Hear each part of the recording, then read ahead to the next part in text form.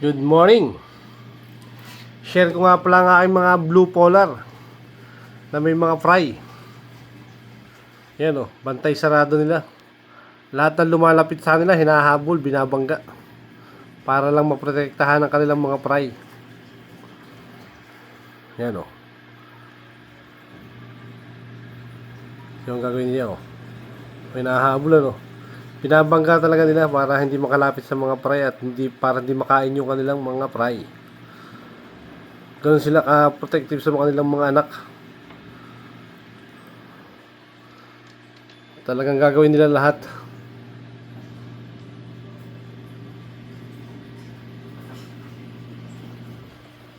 Yan, dito sila nagtatago yung mga ibang isda natin. Hindi makalapit dun. Yun. Mga takot. Nagtatago sila dyan, oh.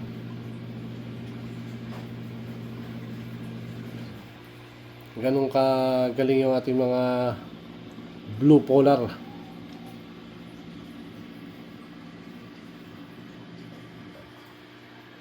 Yan, oh. Yan mo, ang gagawin ng isang yan. Nahabol talaga nila eh.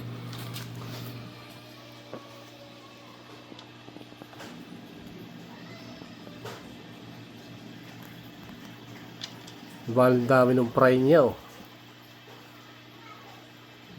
Galing, katuwa eh. Biruin mo na buhay nila lahat dyan. May kasama silang mga ibang isda.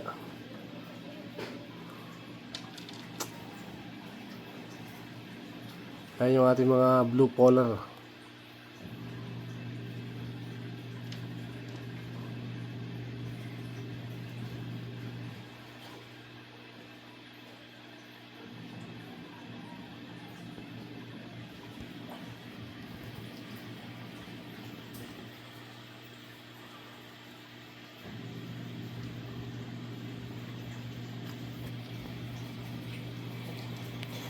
Takot na takot yung ibang isda eh.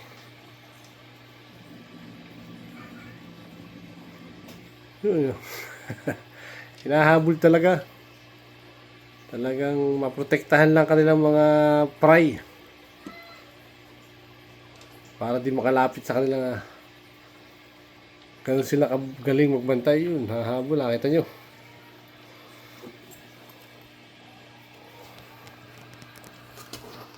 Ang galing nila. Yun isa, yung habol. Kasi para hindi makain. Pag lumalapit kasi, baka biglang kainin yung fry. Kaya hinahabol agad nila.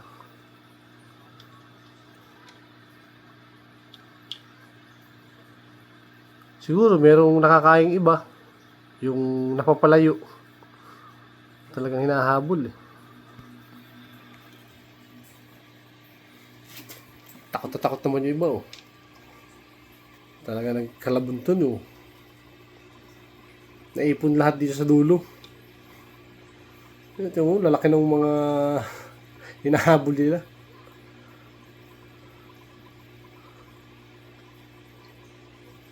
Ang dami yan.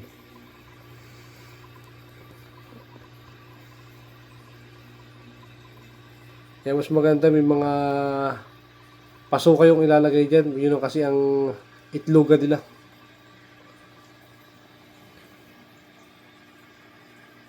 Balin, dami nito. Yan o, kitang kita nyo ano. Dami. Sobrang kakatuwa.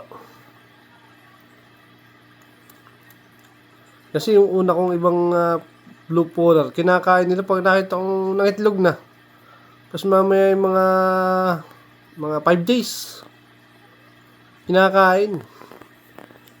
Kaya pala mas maganda may kasamang ibang isda. Kasi pag sila lang dalawang nakalagay, kinakain nila ang mga fry nila saka itlog. Kaya mas gusto ko yung may mga kasama para protektado nila.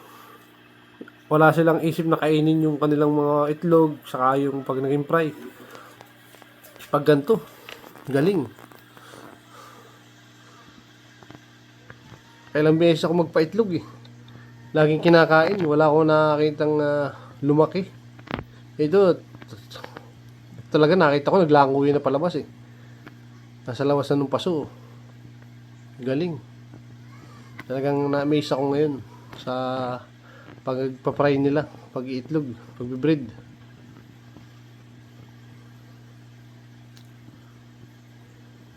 Sana mabuhay lahat. Sana walang makain ng ibang isda. Sana maprotektahan nila lahat ng kanilang mga fry. Sobrang aggressive nila kasi lumalabas na yung mga fry nila dyan sa paso. Noong una, nandun lang, nagkakalabunton lang sa ilalim eh. Nasa loob ng paso. Kita mo, gumagalaw lang. Pero hindi pa nalangoy ng ganyan. Pero ngayon, naglalabasa na. Kaya sobrang protective na nila sa kanilang mga anak. Para di makain. Share ko lang po yung... share lang naman yan para sa gusto mag-breed. Ganyan ang gawin nyo para makita nyo kung gano'ng agaling. Magaling nila magbantay sa kanilang mga anak. Yan. Hanggang sa susunod na ating pag-breed uli. Pakikita ko pala sa inyo uli yung paglumaki na yung mga fry na yan. Thank you for watching and subscribe my channel, Ecos Life, para updated kayo sa ibang video natin. Thank you!